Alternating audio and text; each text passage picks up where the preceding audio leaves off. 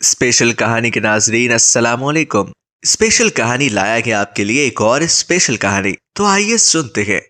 قربان ہو جاؤں اس عمر فاروق رضی اللہ عنہ پہ کہ جب خلیفہ وقت بنے تو دریائے نیل کی طرف کچھ لوگ ایک لڑکی کو دلہن بنا کر لے جا رہے تھے۔ عمر فاروق نے پوچھا، اس بچے کو کہاں لے کر جا رہے ہو؟ لوگوں نے کہا، امیر المومنین، ہر سال اس دریا میں کسی نہ کسی کماری لڑکی کو دلہن بنا کر دریا کے بیچ میں کھڑا کرتے ہیں، تب یہ دریا بہتا ہے، ورنہ نہیں بہتا۔ عمر فاروق نے کہا، بچی کو واپس لے جاؤ، بچی کا کیا قصور ہے؟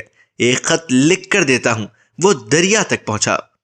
عمر فاروق نے لکھا، اے دریائے نیل، میں عمر محمد مصطفیٰ صلی اللہ علیہ وسلم کا غلام تجھے حکم دیتا ہوں، اگر تو اللہ کی مرضی سے بہتا ہے تو ٹھیک ہے، اگر تو اپنی مرضی سے بہتا ہے تو تمہارے پانی کی ہمیں کوئی ضرورت نہیں، اللہ خود ہی ہمیں پانی پلائے گا۔ عمر فاروق رضی اللہ عنہ کا خط جیسے دریا کو ملا، دریا نے بنا کسی دیر کے بہنا شروع کیا، اتنا زور سے بہنے لگا کہ پانی کناروں تک آ پہنچا۔ یہی عمر فاروق ایک دفعہ مسجد نبوی میں ممبر نبی صلی اللہ علیہ وسلم پہ جمعے کا خطبہ ارشاد فرما رہے تھے کہ اچانک زمین کے اندر زلزلہ آ گیا، زمین ہلنے لگی۔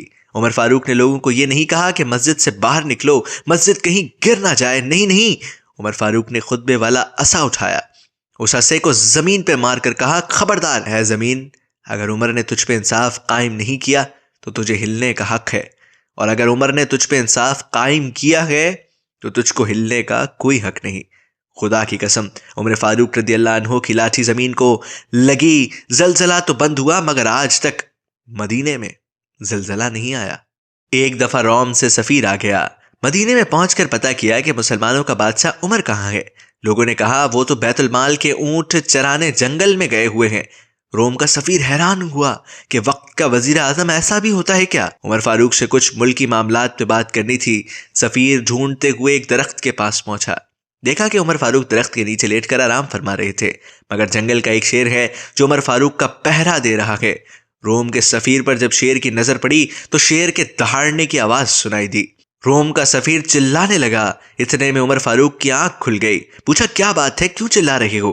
سفیر نے کہا، واہ عمر، تیری حکمرانی کے جنگل کے شیر بھی تیری ڈیوٹی دے رہے ہیں۔